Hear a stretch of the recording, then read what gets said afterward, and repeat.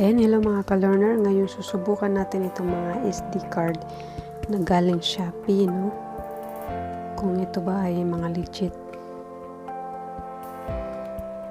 Unahin natin to.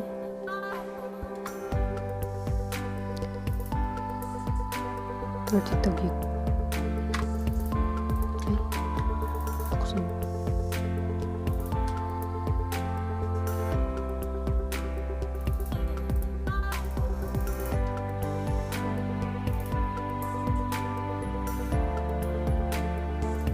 So, nakikita nyo naman, no? So, pag i-click ko siya, start. So, nababasa nyo. Low speed. So, hindi siya pwede sa action camera.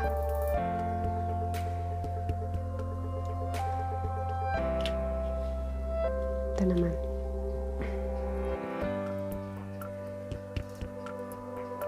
$128 gig Kingston.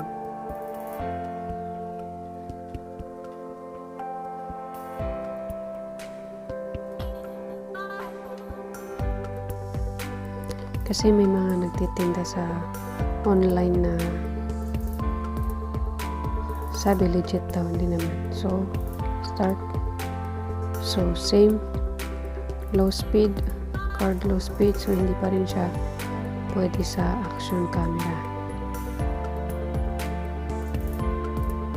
Sayang yung pinambibili ng para hindi sayang yung pambili nyo.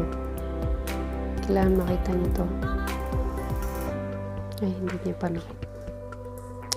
Itong isa ay SanDisk Extreme Pro. Yan. Para kung mag-request kung bibili kayo ng SD card sa Shopee, ma-aware kayo hindi lahat legit. Start. So, tingnan nyo naman. Please format the card. So, may mga saltik tong mga SD card na to. Micro SD.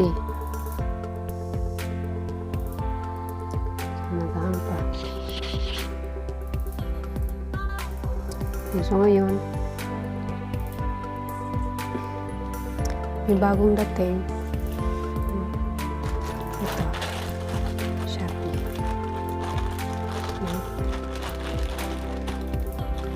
So, bubuksan natin yun. Tingnan niyo kung gano'n siya kalaki. Ayan. So, ayan lang siya. Okay.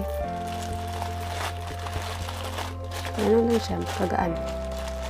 Buksan natin.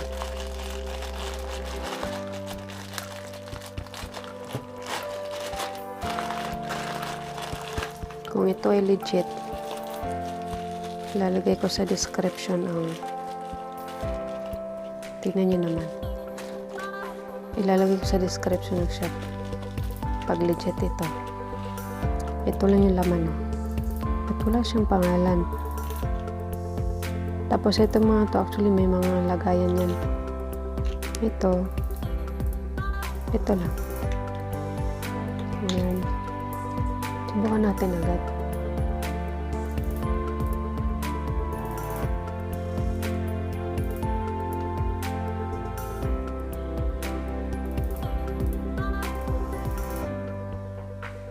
Ayan.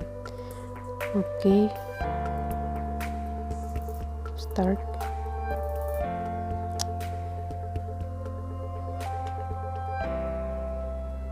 So legit siya. So legit talaga siya pang action camera. Tingnan niyo yung driving mode. Ayan. Naka-driving mode.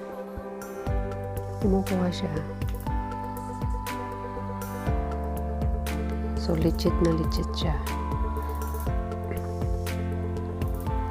Ilalagay ko sa description yung pangalan ng shop para dito kayo bibili sa shop na to. At hindi masayang yung pera niyo. Okay, sana nagustuhan niyo yung video. Pasa niyo ito sa iba para makatulong kayo. Hindi masayang yung pera nila sa sa pag-order online.